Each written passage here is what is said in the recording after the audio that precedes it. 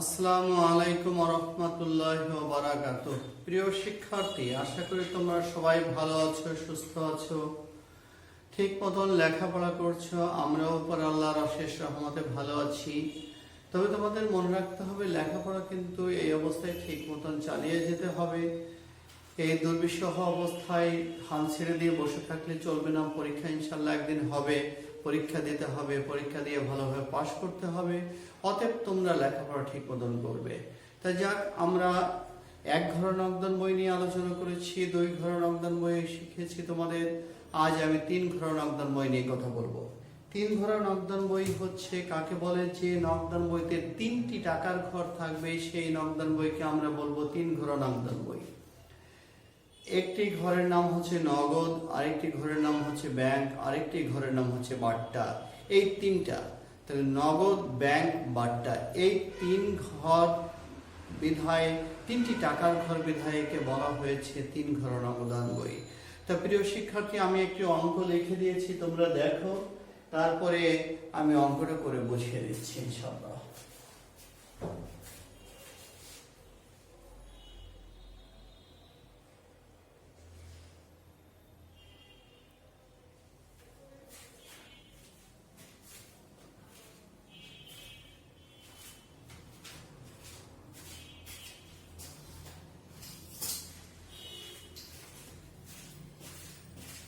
আমরা প্রথমে অঙ্কটা লিখছি, এটা রবি ট্রেডার্স 2019 সালের জুন মাসে হাতে নগদ ছিল হচ্ছে 20,000 টাকা, ব্যাংকে জমা দিয়েছি 10,000 টাকা।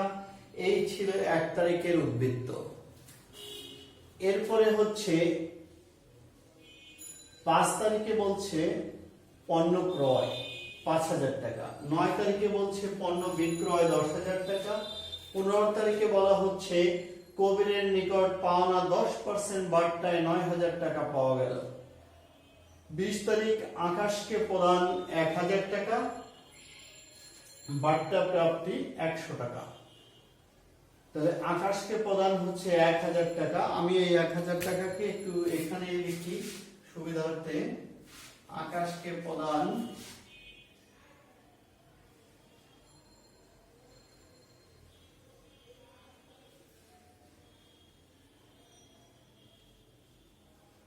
1,000 টাকা। তারপরে হচ্ছে বাট্টা প্রাপ্তি হচ্ছে 100 টাকা। হাতে নগদ 2,000 টাকা রেখে অবশিষ্ট টাকা ব্যাংকে জমা দেওয়া হলো। তা আজকে আমাদের এই অঙ্কে এখন আমরা বলবো 3 ঘর নগদান বই তৈরি করো।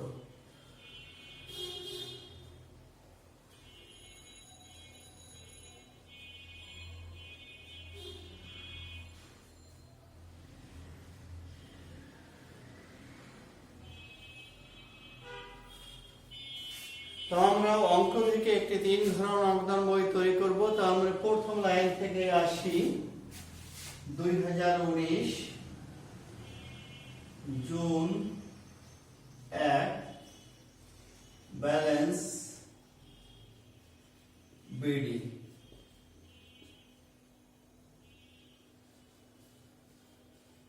$20,000 টাকা, 10,000 টাকা। আমরা দেখো টাকা লিখছি, আমাদের ব্যালেন্স বিল দিয়ে নগদের ঘরে 20,000 টাকা, ব্যাংকের ঘরে 10,000 টাকা। এবার 5 তারিখে বলছে পণ্য ক্রয়। পণ্য ক্রয় করলে যাবে নাকি? ক্রয় হিসাব ডেবিট, নগদান হিসাব ক্রেডিট। তাহলে নগদ তো বসবে না, ক্রয় বসবে, ক্রয় ডেবিট, ক্রয় ক্রেডিট পাশে বসবে।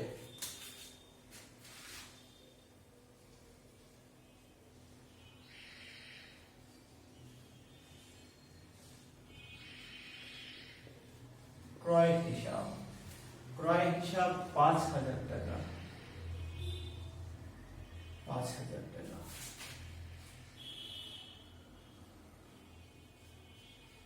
9 তারিখ হচ্ছে বিক্রয় হিসাব। বিক্রয় হিসাব নগদের ঘরে 10,000 টাকা। দেখো 9 তারিখে পণ্য বিক্রয় করেছে শিক্ষার্থী। পণ্য বিক্রয় করলে যাবে নাকি? নগদান হিসাব ডেবিট, বিক্রয় হিসাব ক্রেডিট। তাহলে নগদ বসবে না, তোমরা ভালো করেই জানো। 3 ঘোড়া এবং 2 ঘোড়া বা 1 ঘোড়া নগদান বইতে নগদ কখনোই বসে না, তবে একটা সময় 2 ঘোড়া এবং 3 ঘোড়া বসে, সেটা হচ্ছে কন্ট্রা আইটেম। আমি গত ক্লাসগুলোতে অবশ্যই কন্ট্রা আইটেম গুলো শিখিয়েছি তোমাদের 2 ঘোড়াতে। তো যাক, তাই বিক্রয় ক্রেডিট বিক্রয় বসছে ডেবিট পাশে 10,000 টাকা। ওকে, এবার কবিরের নিকট পাওনা 10% বার্তায় পাওয়া গেল, আমরা এখানে লিখব কবির হিসাব।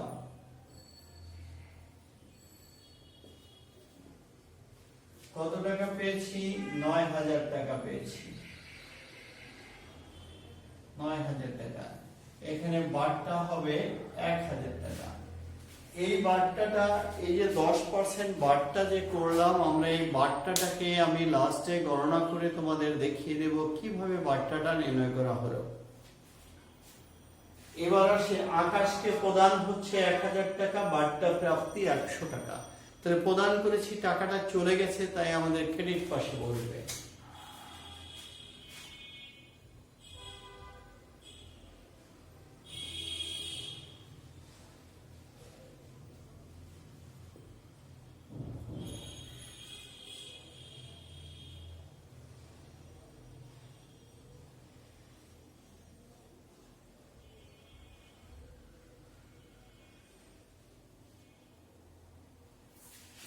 আকাশকে প্রদান করেছি আমরা, আকাশ হিসাব ডেবিট, নগদান হিসাব ক্রেডিট, তাই আকাশ ক্রেডিট পাশে বসছে, নগদের ঘরে টাকা বসছে এবং 100 টাকা বার্তার ঘরে বসছে।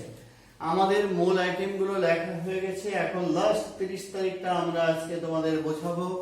সিরিয়াসলি তোমরা একটু মন দিয়ে আমার কথাগুলো শুনবে প্লিজ। তার আগে একটু দেখে নাও এতটুকু।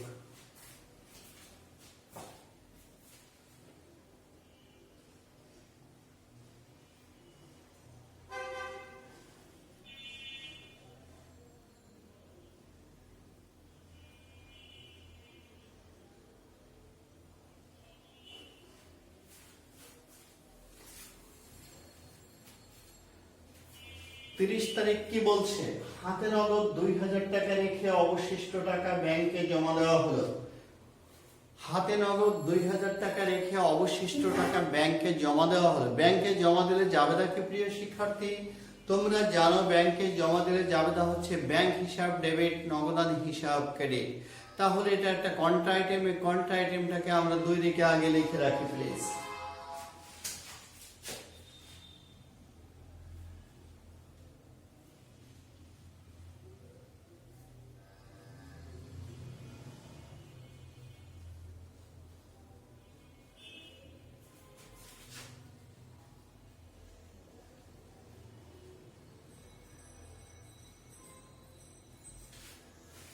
আমরা কন্ট্রা আইটেম লিখে রাখলাম ব্যাংক হিসাব ক্রেডিট পাশে, নগদান হিসাব ডেবিট পাশে সি। প্রত্যেকটা আজকে আমি বিবরণের ঘরে দিয়েছি, কারণ এটা বিবরণের ঘরে দিলেও চলবে। তাই আমরা কন্ট্রা, কিন্তু অবশিষ্ট টাকা ব্যাংকে জমা দিতে বলছে, সেই অবশিষ্ট টাকা কিন্তু আমাদের হাতে নাই প্রিয় শিক্ষার্থী। অবশিষ্ট টাকাটা কিন্তু বের করতে হবে আমাদের।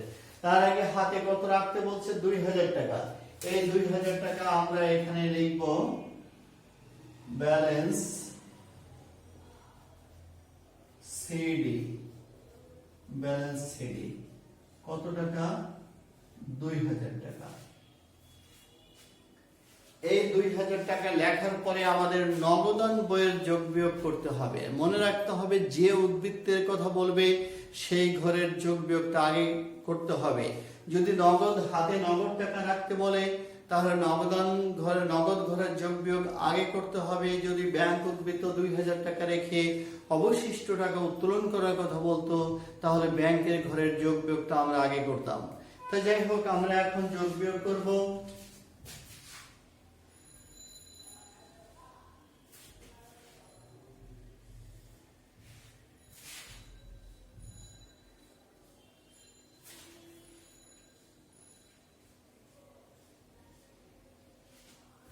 বিশ 28 30 আর 9 39। 39,000 টাকা আমরা নগদের ঘরে লিখলাম। 39,000 টাকা। 39,000 টাকা থেকে আমার বাদ যাচ্ছে 5 আর 1 6, 6 আর 2 8। 8,000 বাদ গেলে আমার থাকে কত? 31,000 টাকা। তোমরা দেখো প্রিয় শিক্ষার্থী, আমাদের এখানে 20,000, 10,000, 30,000, 9,000, 39,000 আমরা মুখে মুখেই যোগ করে দিচ্ছি। 39,000 থেকে এই টাকাগুলো বাদ যাবে। 5 আর 1 6, 6 2 8, 8,000 টাকা বাদ গেলে আমরা জানি 31,000 টাকা থাকবে। তাই 31,000 টাকা কন্ট্রাক্ট এমে বসে যাবে। এখানে ব্যাংক নগদের ঘরে বসে যাবে 31,000 টাকা।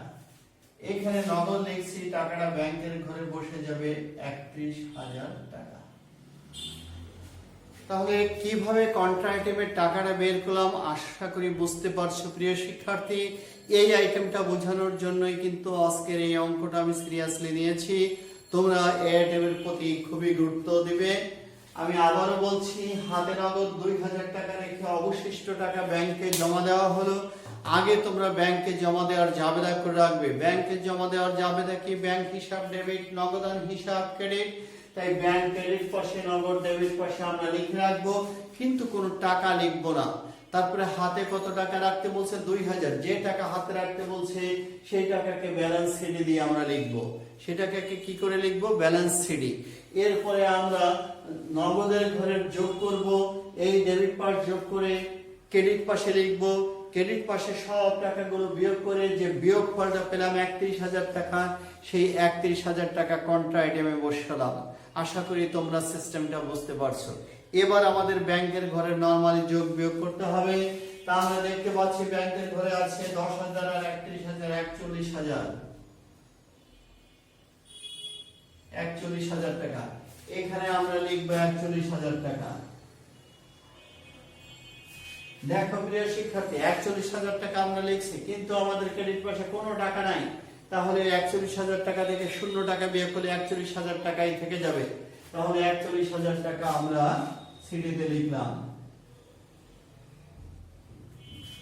এবার আমাদের বাট্টার ঘরে যোগ করতে হবে। বাট্টার ঘরের যোগটা আমরা যে ঘরেটা সেই ঘরে আমরা লিখে রাখলাম 1,000। এখানে আমি লিখলাম 100। বাট্টার ঘরে কোনো ব্যালেন্স হয় না, বাট্টার ঘরে কোনো ছিড়িবিড়ি হবে না, যে ঘরেটা সেই ঘরে লিখে রাখতে হবে। এবার আমরা এই সিডিতে পরবর্তী মাসের 1 তারিখে বিডি করব। জুলাই 1 ব্যালেন্স বিডি টাকা হচ্ছে 2,000 আর 41,000। এরপর তোমরা ব্যাংক থেকে দিবে। এটাই আমাদের 3 ঘর নামদার বই সমাপ্ত হলো। আশা করি তোমরা এই 3 ঘরটা বুঝতে পারছো। আমি আজকে বিশেষভাবে জোর দিয়েছি 15 তারিখের একটি বার্তা শিখাবো তোমাদের, প্লাস হচ্ছে 30 তারিখটা আমি বারবার বলছি, এটা খুব গুরুত্বের সাথে নাও। দেখো আর একবার প্লিজ।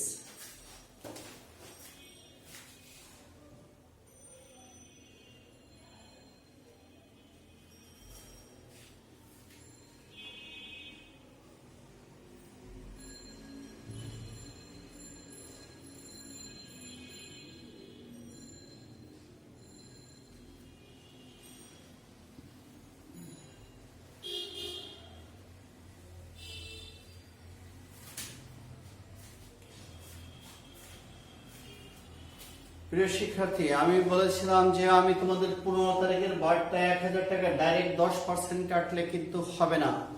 এই বার্তাটা কিভাবে বের করতে হয় পুরো অঙ্কটা মুছে আমি তোমাদের বুঝিয়ে দিচ্ছি। তাহলে আমরা অঙ্কটা এখন বুঝবো। তার আগে আমি আরেকটু সময় দিই, তোমরা ভালো করে দেখে নাও, তুলে নাও।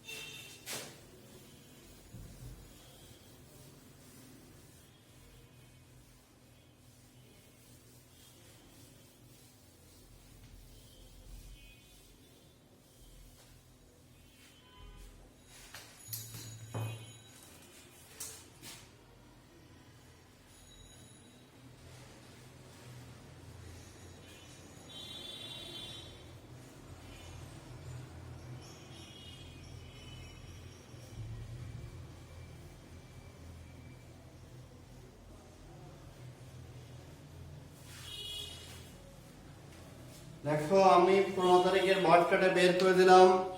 10 দ্বারা গুণ, 90 দ্বারা ভাগ। এখানে যদি তোমরা 100 দ্বারা ভাগ করো শিক্ষার্থী, তাহলে কিন্তু অঙ্কটা হবে না। কেন হবে না সেই কারণটা আমি ব্যাখ্যা করছি। এখানে বলা আছে কবিরের নিকট পাওনা 10% বার্তায় 9000 টাকা পাওয়া গেল। 9000 টাকা যেহেতু আমরা পেয়ে গেছি, তার মানে এই 9000 টাকার ভিতরে কিন্তু বার্তা নাই। 9000 টাকার ভিতরে বার্তা নাই। এই কারণে 100% থেকে 10% বাদ দিলে কত থাকে? 90%। তাই 90 দ্বারা ভাগ, 10 দ্বারা গুণ করলে তোমরা বার্তাটা পাবে। আশা করি বুঝতে পারছো।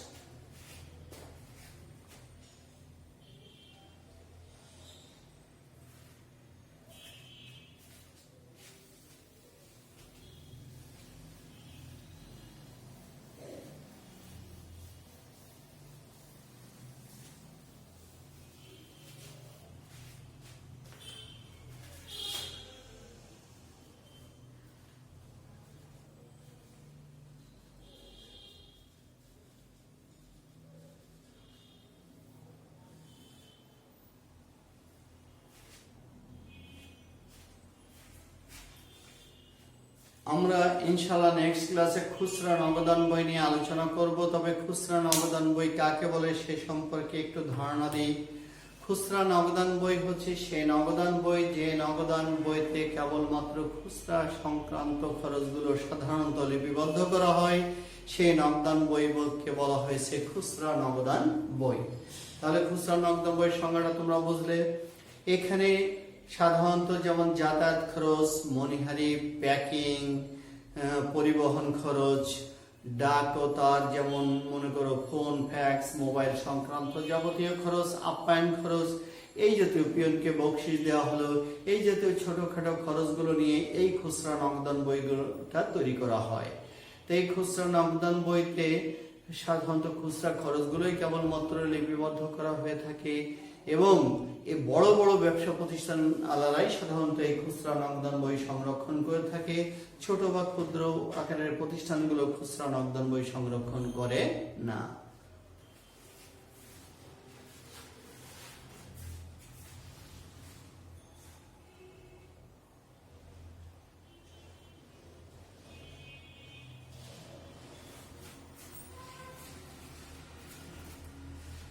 এই খুচরা নগদান বইকে আমরা দুইটি ধাপে শিখব। একটি সাধারণ খুচরা নগদান বই, আর একটা হচ্ছে অগ্রদত্ত নিয়মে খুচরা নগদান বই।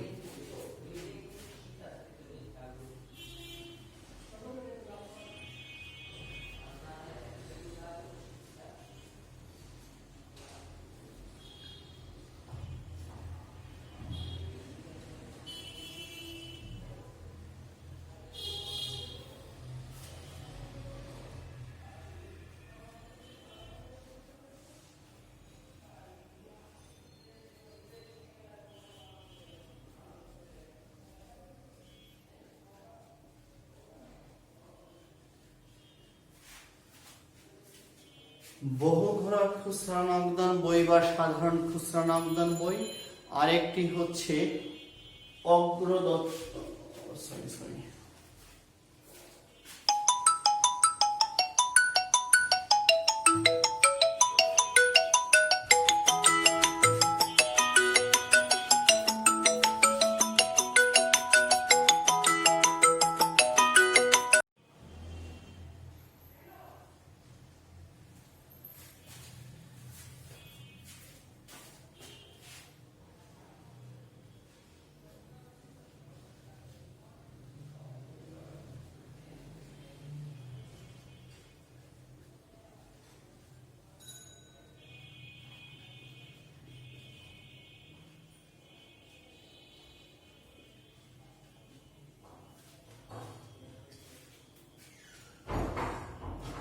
বহুঘোড়া খুচরা নগদান বই আর হচ্ছে অগ্রদত্ত নিয়মে খুচরা নগদান বই।